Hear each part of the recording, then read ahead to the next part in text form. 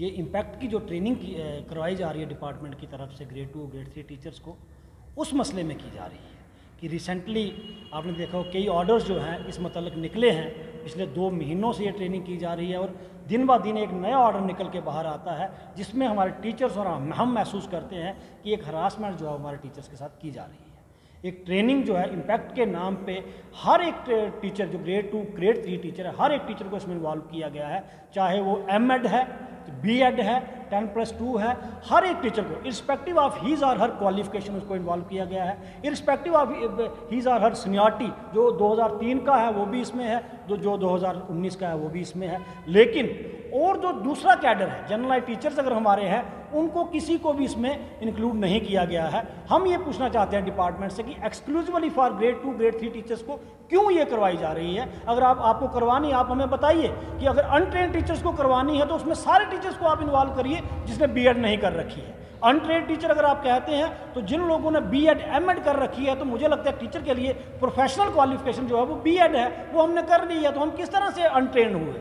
क्या जो बाकी टीचर्स हैं जो डिपार्टमेंट में हैं लेकिन उनकी बीएड नहीं है, क्या वो ट्रेन है? उनको आपने इस ट्रेनिंग से बाहर रखा है। फिर उसके बाद आप कहते हैं हम असेसमेंट करेंगे। असेसमेंट किस तरह की आप करेंगे, क्यों करेंगे, हमें बताया जाए। हम जब ये डिपार्टमेंट से पूछते हैं, डिपार्टमेंट कहता है नहीं जी एनसीईआरटी को एक सर्टिफिकेशन के लिए करनी है, लेकिन यहाँ एक ऑर्डर बाज़ाब्ता निकलता है, उसमें पूरी स्पेसिफिकेशन दी गई है कि किस किस तरीके से ग्रेडिंग करनी है। हमें बताया जाए। आप एनसीईआरटी के तहत आप कहते हैं आप पीपीटी बनाइए, हम बनाएंगे, हम एक किताबें भी ले लेंगे एनसीईआरटी की, लेकिन जिन बच्चों को हम पढ़ा रहे हैं उन बच्चों के पास तो जेके बोस की किताबें हैं, Jammu Kashmir board of school education की बुक्स हैं, एनसीईआरटी की अलग से हैं। एनसीईआरटी के लिहाज से अगर हम पीपीटी बनाते हैं, क्या उन बच्चों को हम पढ़ा पाएंगे? आप इसमें क्लियर होके आइए।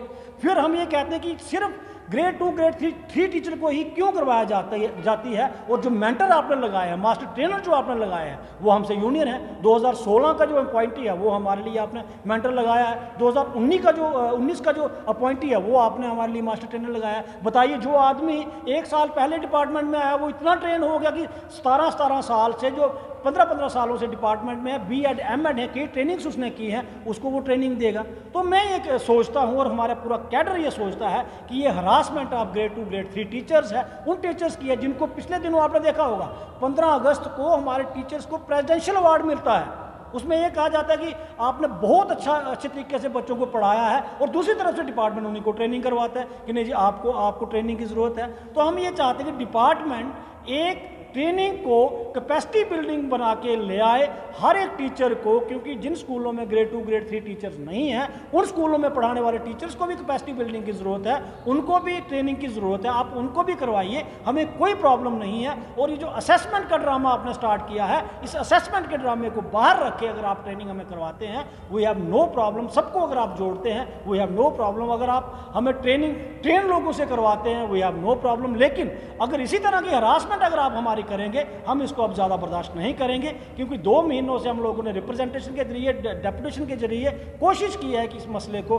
हल किया जाए, लेकिन वो नहीं हुआ। आज मजबूर होकर हमें प्रेस वार्ता करके ये ऐलान करना पड़ा कि आने वाली 3 अक्टूबर को पूरी जम्मू कश्मीर यूनियन टेरिटरी में हर एक डिस्ट्रिक्ट हेडक्वार्टर पे हमारे एग्जीक्यूटिव का सिंबॉलिक प्रोटेस्ट होगा। और तब भी अगर इसमें तरमीम नहीं की जाती है, अमेंडमेंट नहीं की जाती है, क्लैरिफिकेशन नहीं दी जाती है, तो उसके बाद हम इस ट्रेनिंग को बाइकआउट करने का फैसला भी ले सकते हैं। और एक प्रोटेस्ट जो है वो बहुत बड़ा प्रोटेस्ट जिसमें जन सैलाब जो है वो शामिल होगा, उसका फैसला भी ले सकते हैं। एसओपी की वायलेशन अगर होगी, उसको वो पूरी की पूरी जिम्मेवारी जो है वो हमारी सरकार की होगी, क्योंकि हम लोग शांतिपूर्वक तरीके से हर काम करना चाहते हैं। लेकिन मुझे लगता है कि डिपार्टमेंट हम लोगों को शांति से कुछ करने नहीं देना चाहता है, इसलिए हमें मजबूर कर रहा है कि हम लोग मजबूर होकर सड़कों पर उतरने के लिए तैयार हैं।